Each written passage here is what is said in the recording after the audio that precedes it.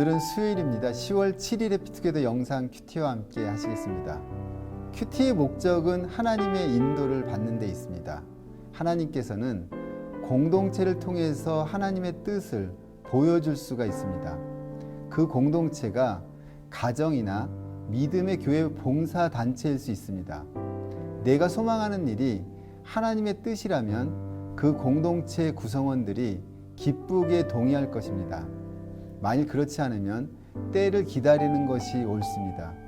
하나님께서는 공동체의 하나됨을 깨트리면서까지 무리하게 일을 하지 않으십니다. 만일 이 같은 다양한 환경이 열리지 않는다면 나의 준비가 안 된 경우가 대부분입니다. 그럼 오늘도 영의 양식인 생명의 말씀을 들어보도록 하겠습니다.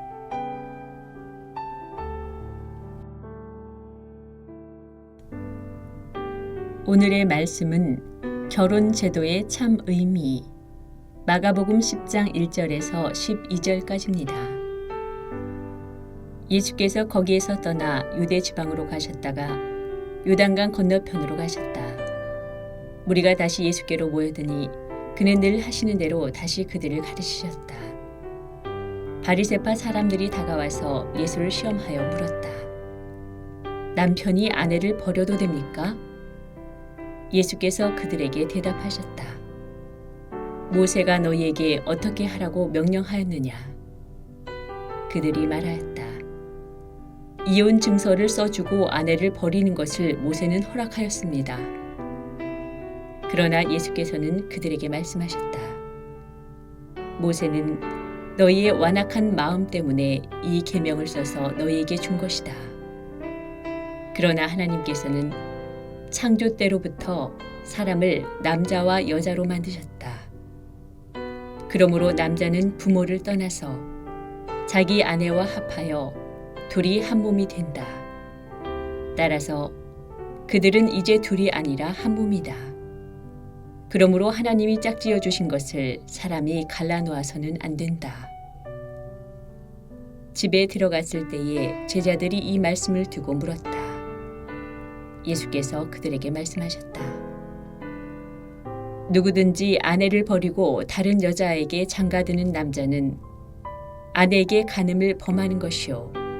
또 아내가 남편을 버리고 다른 남자와 결혼하면 그 여자는 간음하는 것이다. 예수님께서는 이혼 문제를 두고 바리새인들을 향해 결혼 제도를 허락하신 하나님의 참 뜻을 일깨워주고 계십니다. 결혼은 하나님께서 제정하신 창조의 질서의 일부분인 것입니다. 오늘 본문을 통해서 결혼의 참 의미를 깊이 생각하시면서 묵상 포인트를 들어보도록 하겠습니다.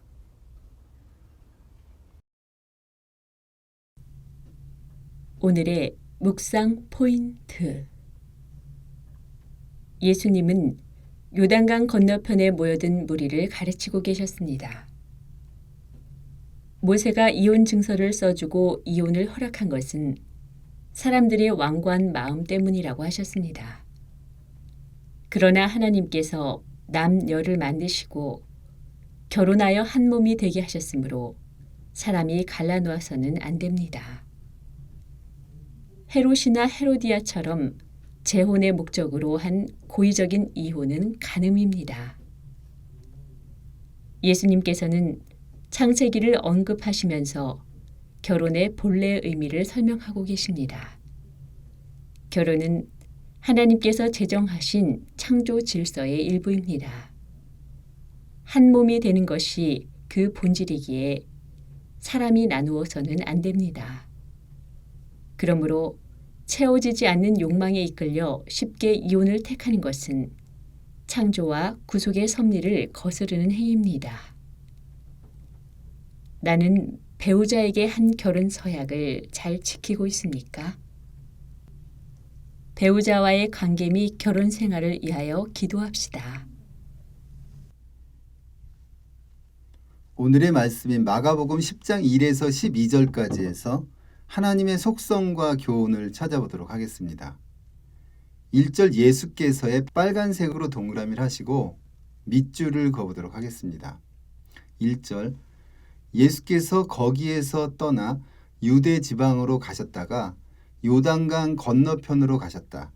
무리가 다시 예수께로 모여드니 그는 늘 하시는 대로 다시 그들을 가르치셨다까지 빨간색으로 밑줄 긋도록 하겠습니다. 화살표 하시고요. 말씀을 가르치시는 예수님이라고 적어보도록 하겠습니다. 예수님께서는 주 사역 무대였던 갈릴리 지역을 떠나 예루살렘이 있는 남쪽 유대 지방으로 내려가셨습니다. 마가복음 10장은 갈릴리 사역과 예루살렘 사역을 연결해주는 역할을 하는 말씀입니다. 예수님의 사역이 북쪽에서 남쪽으로 이동하면서 주의 소문이 남쪽으로 퍼져가고 있습니다. 예수님께서 가시는 곳에는 이처럼 사람들이 모여들고 있습니다. 예수님께서 때를 얻든지 못 얻든지 말씀을 가르치셨기 때문입니다. 믿음으로 의롭게 된 성도는 말씀을 가르칠 수 있도록 늘 준비해야 합니다. 하나님께서는 완전한 천사를 통해 일하시는 것이 아니라 부족한 성도를 통해 일하십니다. 교회 학교에서 가르치고 교구에서 가르치고 믿음이 없는 이웃에게 말씀을 잘 설명할 수 있도록 준비해야 합니다. 내가 경험한 하나님을 설명하고 나누는 삶을 살아야겠습니다. 그럼 여기서 적용을 어떻게 하면 좋을까요? 내게 맡겨진 주의 사역 철저히 준비하여 최선을 다해 봉사하기라고 하면 좋겠습니다. 이어서 2에서 4절까지에서는 교훈을 찾아보도록 하겠습니다. 2절 바리새파 사람들이에 파란색으로 동그라미를 하시고 밑줄을 그어보도록 하겠습니다. 2절 바리새파 사람들이 다가와서 예수를 시험하여 물었다. 남편이 아내를 버려도 됩니까? 예수께서 그들에게 대답하셨다. 모세가 너희에게 어떻게 하라고 명령하였느냐? 그들이 말하였다. 이혼 증서를 써주고 아내를 버리는 것을 모세는 허락하였습니다까지 파란색으로 밑줄 긋도록 하겠습니다. 화살표 하시고요. 예수님을 시험하는 바리새파라고 적어보도록 하겠습니다. 바리새파 사람들이 남편이 아내를 버려도 되느냐는 질문으로 또 예수님을 시험하고 있습니다. 그들이 이처럼 이혼에 대하여 예수님께 질문하는 의도가 있습니다. 먼저 그들은 예수님을 박해하기 위해서입니다. 그들은 이유 없이 아내를 버리면 간음한 것으로 여기는 모세 율법을 잘 아는 자들입니다. 당시 왕인 헤롯이 동생의 아내 헤로디아를 아내로 맞이한 사실이 있어서 예수님을 헤롯과 맞닥뜨리게 하여 헤롯으로부터 예수님을 해하게 하려는 의도가 있습니다. 또 율법을 통해 이혼의 정당성을 얻어내려는 의도도 있습니다.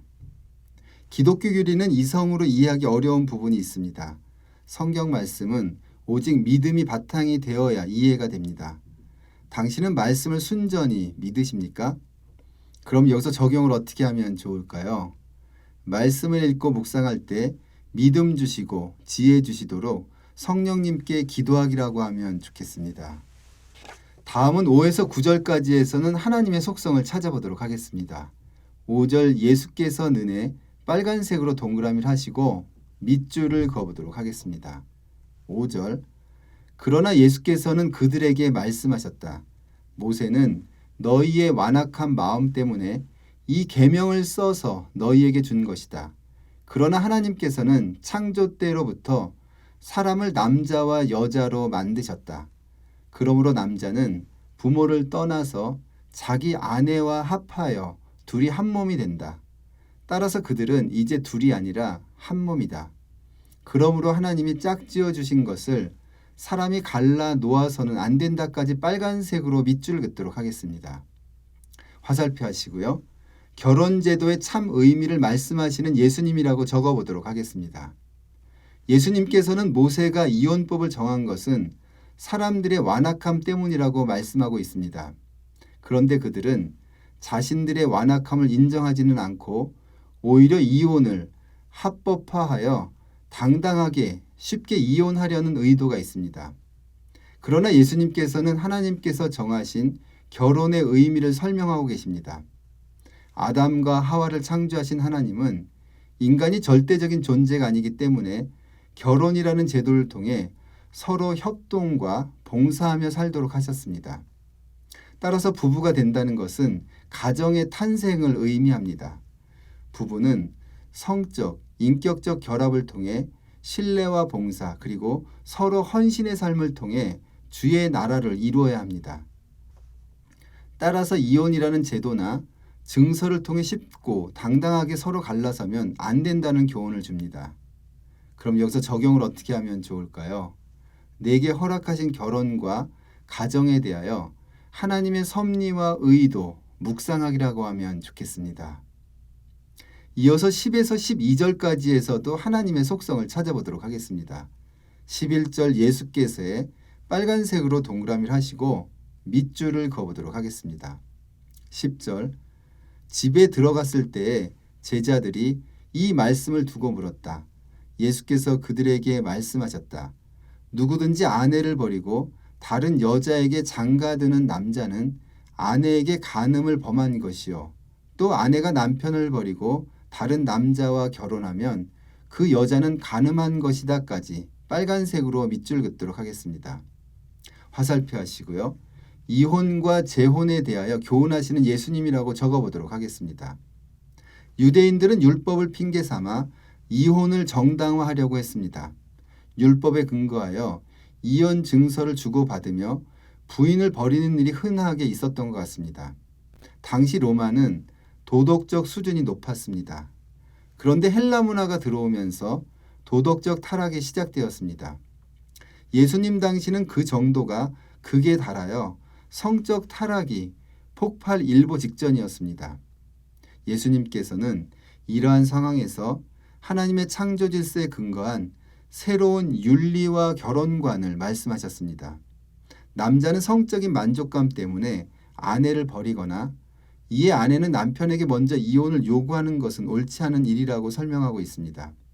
하나님께서는 근본적으로 이혼과 재혼을 금하셨습니다. 간음이라고까지 말씀하고 있습니다. 예수님의 결혼관이 얼마나 엄정하고 철저한지를 알 수 있습니다. 그럼 여기서 적용을 어떻게 하면 좋을까요? 아내와 남편의 소중함을 말씀에 근거하여 묵상하기라고 하면 좋겠습니다. 다음은 큐티노트를 작성을 해보도록 하겠습니다. 본문 요약. 그동안 갈릴리에서 사역하셨던 예수님께서는 사역지를 예루살렘이 있는 남쪽 유다로 옮기셨습니다. 남쪽 유다에서도 예수님의 소문을 듣고 사람들이 몰려들었습니다. 이때 바리새인들은 이혼의 정당성이 나와 있는 율법을 들먹이며 예수님을 시험하였습니다. 예수님께서는 그들의 질문에 창조의 질서에 따라 결혼제도의 중요성을 설명하셨습니다. 이혼과 재혼을 간음이라고까지 말씀하셨습니다. 라고 적었습니다. 원포인트 묵상. 1번 묵상 구절은 5에서 9절까지라고 적었습니다. 2번 하나님의 속성 또는 교훈 찾기는 결혼제도의 참 의미를 말씀하시는 예수님이라고 적었습니다. 3번 오늘의 삶. 결혼한 지 20년이 훌쩍 넘었다. 하나님께서 주신 두 자녀는 교회를 좋아하고 매일 말씀 속에서 살려고 노력하는 아이로 자랐다. 아내도 우리 가정에 맡기신 사역을 좋아하고 서로 협력하며 노력하고 있다. 그동안 늘 아내는 나에게 맞추며 살았는데 내가 너무 일방적으로 끌고 온 것은 아닌지 돌아보게 된다. 협력하고 섬기며 의논하며 생각을 소통하는 관계가 되도록 노력해야겠다라고 적었습니다. 네 번째 적용. 아내의 말, 자녀의 말 들어주고 가정의 소중함, 묵상하기라고 적었습니다. 다섯 번째 기도. 하나님, 저에게 귀중한 가정을 주셔서 감사합니다. 주의 뜻을 이루는 가정이 되게 하시고 가정을 늘 소중하게 여기게 하옵소서라고 기도를 적었습니다.